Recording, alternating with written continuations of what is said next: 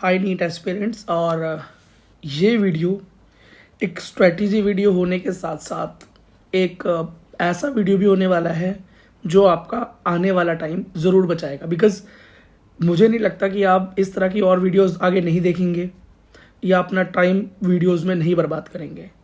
तो शुरू करता हूँ। देखो, ये जिस तरह का टाइटल मैंने वीडियो का डाला है कि लास्ट की 5 मंथ स्ट्रेटजी क्या होनी चाहिए। जब मैं ये वीडियो पोस्ट कर रहा हूँ तब नीट 2025 में, नीट 2025 में सिर्फ और सिर्फ 159 डेज रह गए हैं। ठीक है, तो अब 159 डेज के अकॉर्डिंग आपको काम करना है। पर जितनी भी वीडियोस इंटरनेट पे अवेलेबल हैं या जितना भी कंटेंट ये स्ट्रेटजी वीडियो वाला है, आपने उसमें एक चीज़ नोटिस की होगी कि वो वीडियो पर्टिकुलरली आपके लिए होती ही नहीं है। क्यों?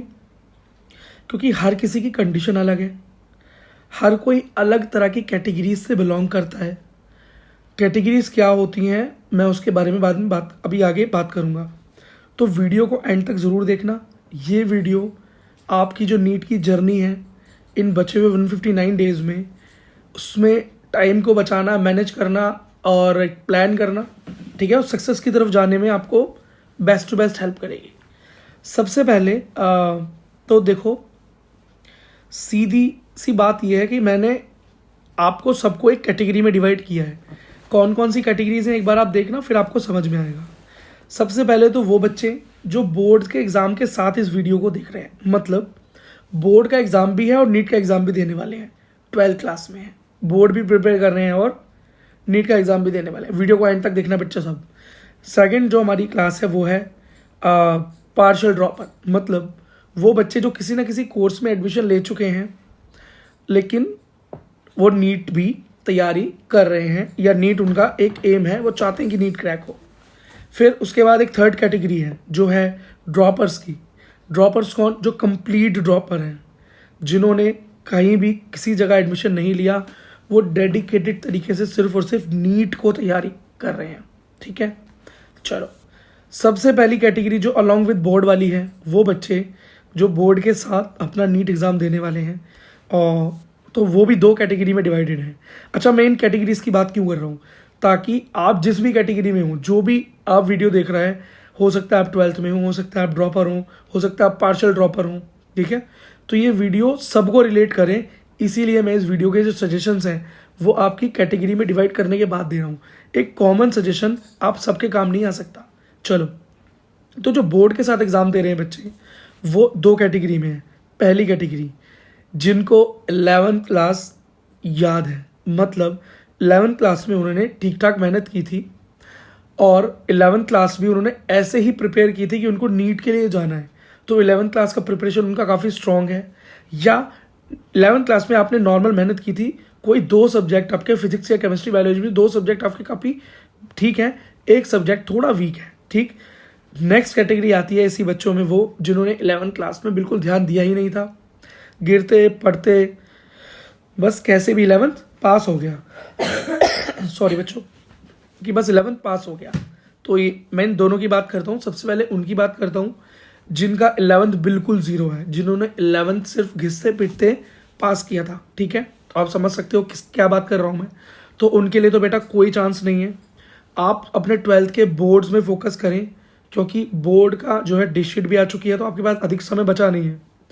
अगर आप इस बोर्ड की प्रिपरेशन के बीच में नीट प्रिपरेशन को घुसा देंगे, जबकि आपकी 11th 0 है, तो आपने कुछ पढ़ा नहीं था, आपको कुछ याद नहीं है, तो आपको सारा का सारा सिलेबस जो है वो फ्रेश कवर करना है।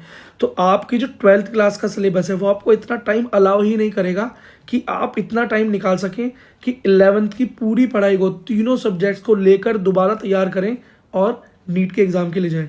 तो बेटर रहेगा कि आप अपना अटैम्प्ट बर्बाद ना करें, बिकॉज हो सकता है कि ये नंबर ऑफ अटैम्प्ट वाला जो सीन है इस साल नहीं तो अगले साल या उससे नेक्स्ट ईयर आपको झेलना पड़े।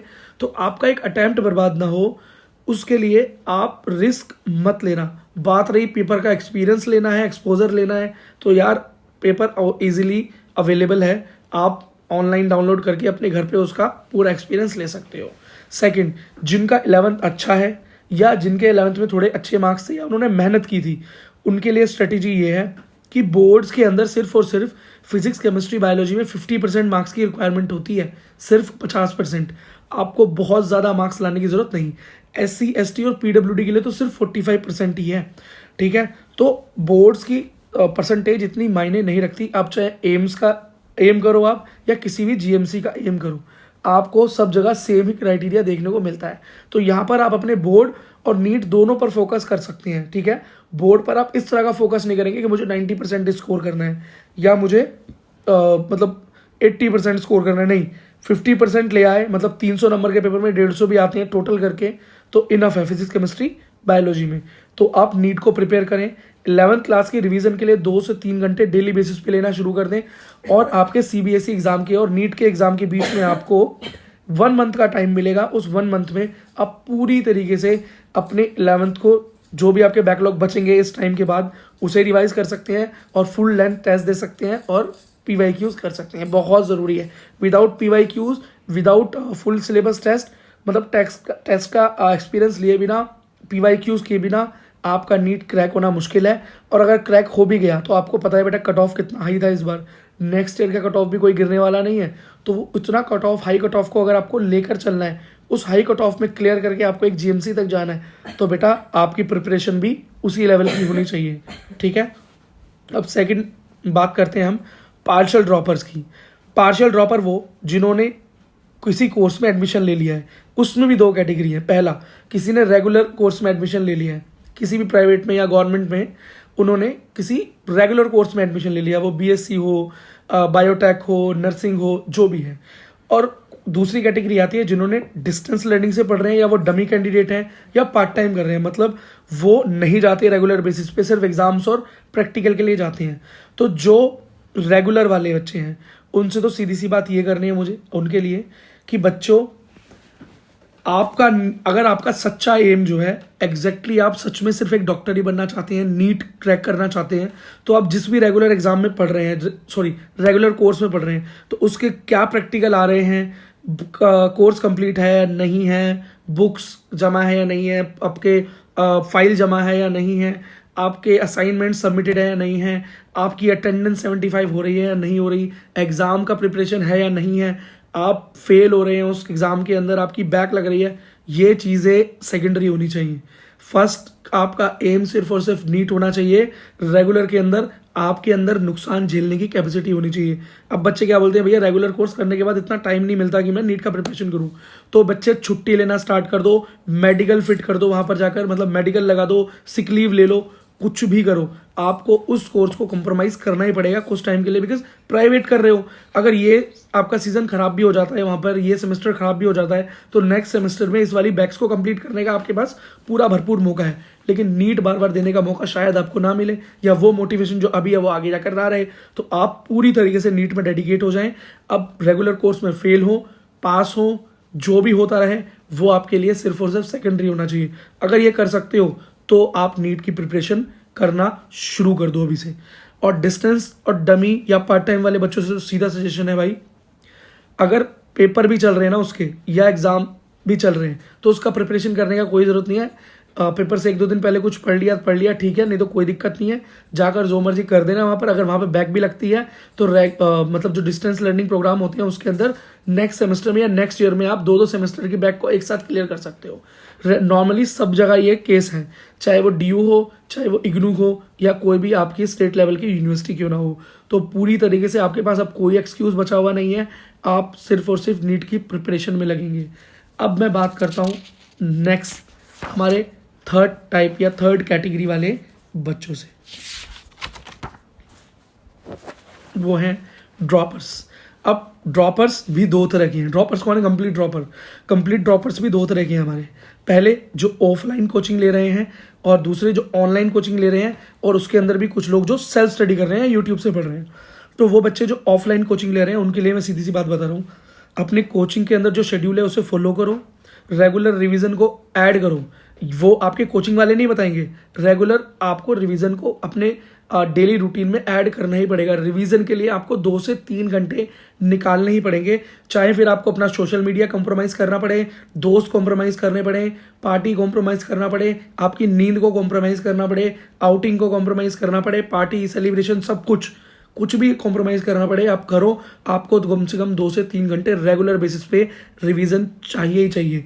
और अगर आप ऑफलाइन कोचिंग जा रहे हो तो वहाँ पे टेस्ट का एक्सपोजर तो आपको मिलना शुरू हो ही चुका होगा अब तक, और शायद जनवरी या फरवरी तक आपके फुल लेंथ टेस्ट भी स्टार्ट हो जाएंगे। ठीक है, अगर आपने रिवीजन को साथ में इंक्लूड नहीं किया टेस्ट के साथ साथ, तो टेस्ट करना मत भूलना, तो आपका गेम ओवर है, कोई नहीं बचा सकता आपको। उसके बाद मैं बात करता हूँ ऑनलाइन पढ़ाई करने वाले बच्चों से। तो बच्चे ऑनलाइन वालों के लिए शेड्यूल सेम ही रहता है, ऑफलाइन वाला ही वही क्लासेस चलती हैं, बस वो घर पर बैठ के लेते हैं। रेगुलरिटी बहुत ज़्यादा ज़रूरी है आपके लिए। लेकिन सबसे ज़्यादा मुश्किल बच्चे कौन है? जो सेल्फ पढ़ रहे हैं, यूट्यूब से पढ़ रहे हैं। उन बच्चों के पास बेटा पूरा फ्रीडम है, वो जब चाहे पढ़ते हैं, जब चाहे लेक्चर लेते हैं, जब चाहे लेक्चर नहीं लेते, उनके पास कोई बाउंडेशन नहीं है। तो बेटा आप वो हो जिसको सबसे ज़्यादा, इन सबसे ज़्यादा डिसिप्लिन को मेंटेन करने की ज़रूरत है।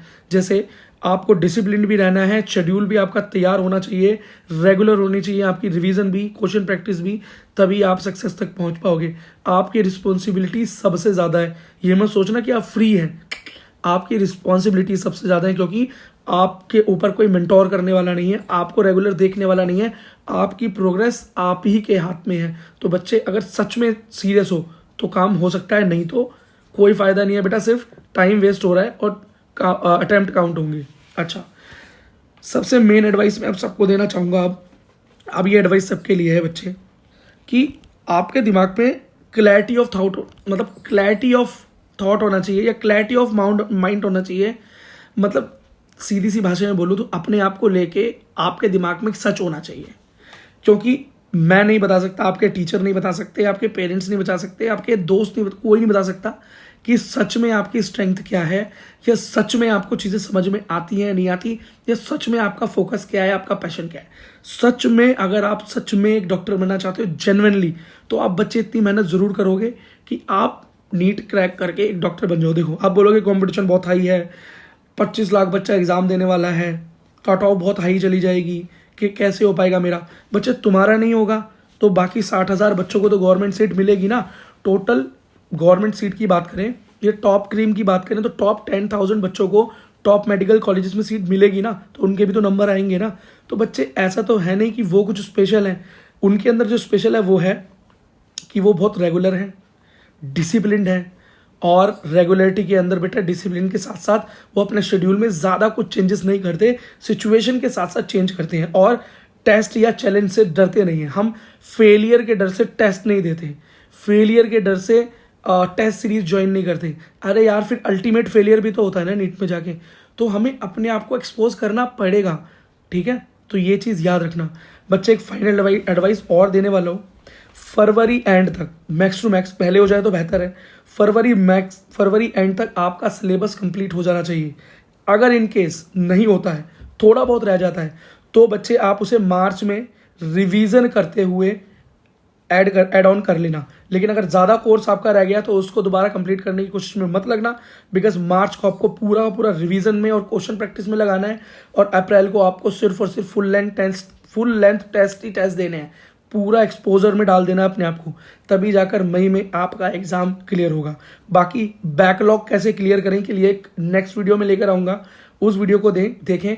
अगर ये वीडियो आपको हेल्पफुल लगा हो तो प्लीज़ वीडियो को लाइक, चैनल को सब्सक्राइब, और कुछ भी पूछना चाहो तो कमेंट सेक्शन में है, पूछना हो, सजेशन देना हो, जो भी है। और आप चाहो तो ये पूरा स्ट्रेटेजी रिटर्न फॉर्म में टेलीग्राम, इंस्टाग्राम पर भी ले सकते हो, लिंक आपको वीडियो के डिस्क्रिप्शन में मिलेंगे। मेरा नाम Vicky Singh, SVP institute channel पर आप वीडियो देख रहे थे। मुझसे पर्सनल जुड़ना चाहते हो तो मेरा इंस्टाग्राम आईडी भी इस वीडियो के डिस्क्रिप्शन में है, दा विक्की सिंह, वहाँ जाकर आप मुझसे जुड़ सकते हैं। थैंक यू वेरी मच, मिलता हूँ अगले वीडियो में।